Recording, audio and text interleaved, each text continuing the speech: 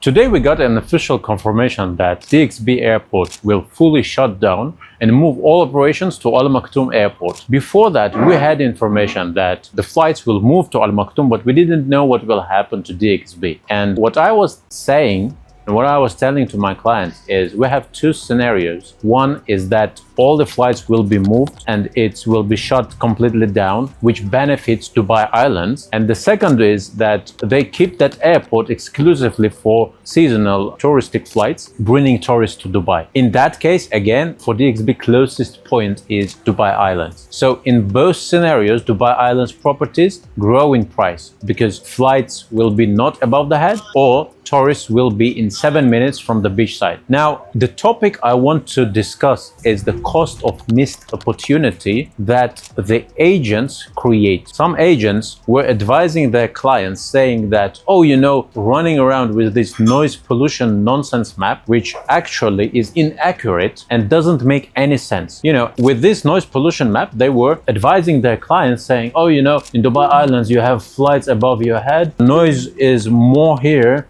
3 centimeters here is more noise. Here we have less noise. And based on this one single thing, they were advising clients to invest or not to invest into Dubai Islands. And they were taking the clients who want to invest in seaside properties into places with no beach access, like Maritime, Rashidi Hassan Marina, other places. Now, I wonder what that agents will tell clients when they missed opportunity to invest into beachside properties that were at 2,000 per square foot, were at 2,500 per square foot, the properties on the first line from the sea with a private beach access. And now prices for second and third line from the beach are reaching already 3,000. So the opportunity for the clients to invest at the lowest ticket is missed because these agents, they misled their clients. They don't know how to do proper analysis, and based on one irrelevant piece of data, they put an advice for a client to follow, and they have no idea that analysis is not taking any piece of data or taking in all the data. You are picking relevant data for some subject, then you are analyzing it, and then you are bringing the outcome to the client.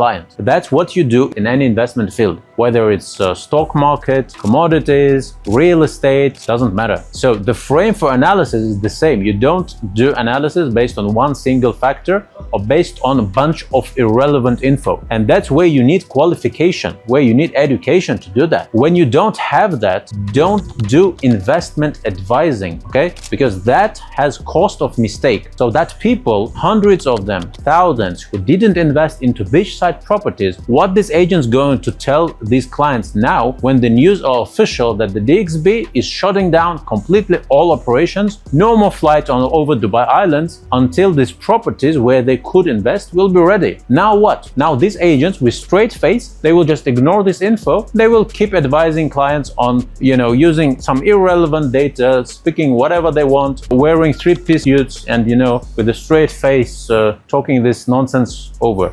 It's like putting a white coat, coming to hospital and start telling people, okay, you take this medicine, you take that medicine, etc. And if anyone questions your education, what's your experience in this field, do you have any degree in healthcare? They're like, oh, I've been doing this for 20 years. I have 5 people in my family who've been taking these medicines. It's like when people are saying, oh, I've been buying and selling properties. Okay, if I'm living next to a doctor for 20 years, it doesn't give me a degree. If I've been taking some medicine, if I've seen that someone is taking medicine, it doesn't give me a degree in healthcare, right? So investment advising in real estate is a topic different from buying and selling homes. It's not equal. Being someone who buys and sells homes, it's not called investor. If you bought properties, it doesn't make you an investor, okay? Advising people based on real estate experience is not investing advising, okay? So these are different topics. At least if you're advising people on investments, the first question I can ask is, what is your relevant background? What degree, what education you have outside of knowing properties and outside of real estate? So what I want to tell in this video is very simple. For agents, if you put on this black coat together with advising people on investment or together with advising people on how to treat the disease, there is a thing called a cost of mistake. And for everyone who advised people on not investing into beachside properties at the lowest possible price in the world, there is a cost of mistake, and this cost is the missed opportunity, right? So don't do that if you don't have enough tools or education or experience. For investors of properties, choose wisely, not properties, but whose advice you're relying on. If you're buying a home, a realtor will help you the best way. If you're investing money, don't ask a friend who also invested. If your friend cured some disease, it doesn't automatically mean that it's the best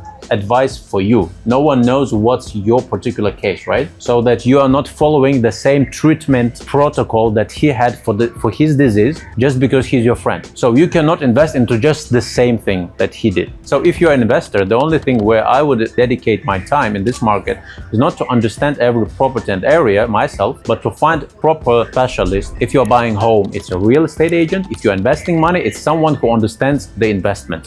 So these are two different roles, two different types of people. And based on this case, you understand that there is a big difference and there is a cost of mistake. Today, almost every agent, every advisor, he has a lot of videos in YouTube, in Instagram. Just scroll the videos, like predictions for the market, like, predictions for the areas that were done like 1 year ago, 6 months ago. If none of that worked, why would you rely on advice of that specialist? Because the life shows that these predictions were incorrect. And if they are proven to be incorrect in the past, how they can predict now, how they can create now new predictions for the future? Why would you follow that advice? So the simple thing is to scroll back to 6 months to 1 year to see what they were saying. Based on that simple exercise, you can understand if the advice that this man can give you is anyhow qualified. And if you want to ask me about new projects, advise you on investments, etc., the link is in the description.